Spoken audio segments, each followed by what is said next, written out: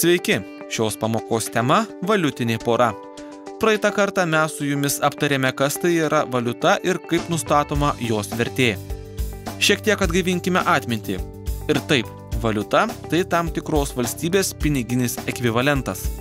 Norint nustatyti šio piniginio ekvivalento vertę, reikia žinoti, kiek kitos valiutos galima gauti ją keičiant, iš esmės sužinoti valiutos kursą.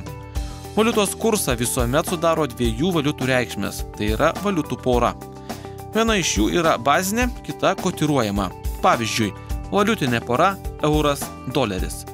Valiuta, nurodoma kairėje, mūsų atveju euras yra bazinė, tai yra ta, kurią jūs perkate arba parduodate. Valiuta nurodyta dešinėje doleris, vadinama kotiruojama valiuta. Ji nustato bazinės valiutos vertę. Net jeigu jūs dar nesate prekiavęs rinkoje, turbūt jau pastebėjote, kad Jungtinių valstijų doleris yra daugelio valiutinių porų sudėtyje. Ir nenuostabu, Amerikos doleris – pagrindinė rezervinė pasaulio valiuta.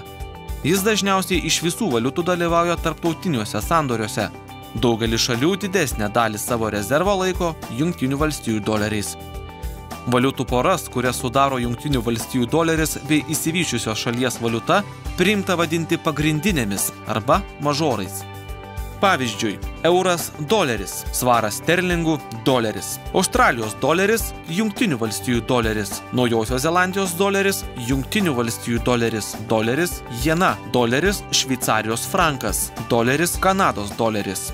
Valiutų poros, kurias sudaro besivystančių šalių valiutos ir Jungtinių valstijų doleris, vadinamos egzotinėmis. Pavyzdžiui, Jungtinių valstijų doleris – Honkongo doleris, Jungtinių valstijų doleris – Singapūro doleris, Jungtinių valstijų doleris – Norvegijos krona ir taip toliau.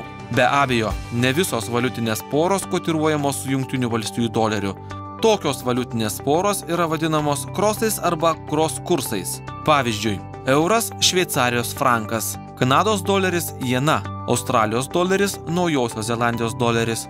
Kaip jau pastebėjote, ta pati valiuta gali tapti tiek preke, kuri perkama, tiek ir atsiskaitimo priemonė.